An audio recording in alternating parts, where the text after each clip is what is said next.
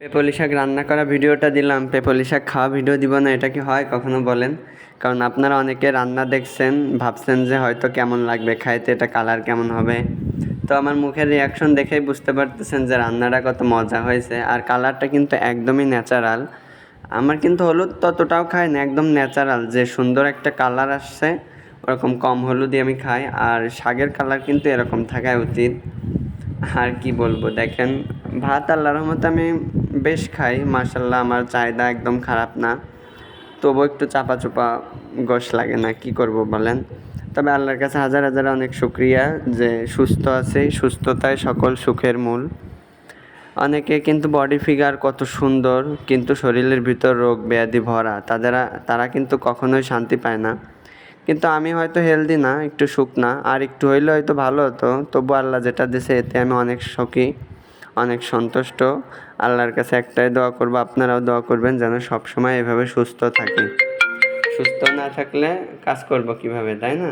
আর যারা আমার ভিডিওটা দেখতেছেন তাদেরকে আমি একটাই রিকোয়েস্ট করব, যদি সম্ভব হয় আমাকে স্টার দিয়ে পাশে থাকবেন, ঠিক আছে? কারণ আমার এই ফেসবুক পেজে স্টার সেটআপ আসছে, এখন একটা মাত্র স্টার লাগবে। যদি আপনাদের কারোর সম্ভব হয় অবশ্যই আমাকে একটা স্টার দিয়ে আমাকে হেল্প করবেন, তাহলে আমি খুবই উপকৃত হব এবং তাকে সাপোর্ট করার চেষ্টা করব।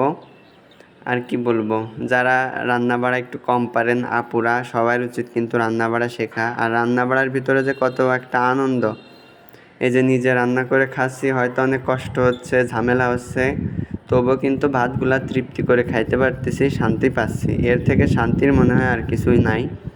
তো আপনারাও রান্নাবাড়া শিখবেন। আর যে ব্যাচেলার ভাইয়ারা আছে তাদেরকেও বলতেছি, মেসের খাবার যদি খাইতে না পারেন অবশ্যই রান্নাবাড়ার সিদ্ধান্ত নিয়ে ফেলেন, কোনো সমস্যা নেই।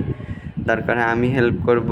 আর শর্ট ভিডিও তো দিই যে কীভাবে রান্না করতে হয়, কোনো ব্যাপার না, আপনারাও শিখে যান, রান্নাবাড়া করা শুরু করেন নিজেরাই, ঠিক আছে? আর অবশ্যই আমাকে স্টার দিয়ে পাশে থাকবেন। আর আপুরাও রান্নাবাড়া শিখবেন, শ্বশুরবাড়ি যেহেতু রান্নাবাড়া করা লাগবে, তাই না? এইভাবে তো মোবাইল চালাইলে হবে না, শুধু আমার ভিডিও দেখলে হবে না, আমার ভিডিও দেখে দেখে কিছু শেখাও লাগবে, ঠিক আছে? আশা করি বুঝতে পারছেন। আর কি বলবো, যদি ভিডিওটা ভালো লাগে অবশ্যই ফলো দিয়ে পাশে থাকবেন। আর দেখেন খাবার খেতে খেতে আমার তরকারি ফুরাই গেছিলো, এজন্য পটল ভাজা দিয়ে খাওয়া শুরু করে দিলাম।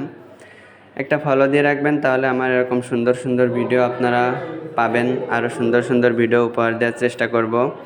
আর যে ভিডিওটা ভালো লাগবে অবশ্যই শেয়ার করে দিবেন। আপনারা পাশে না থাকলে তো আসলে ভিডিও করার অনুপ্রেরণায় পাবো না, তাই না? ধন্যবাদ সবাইকে, ভালো থাকবেন।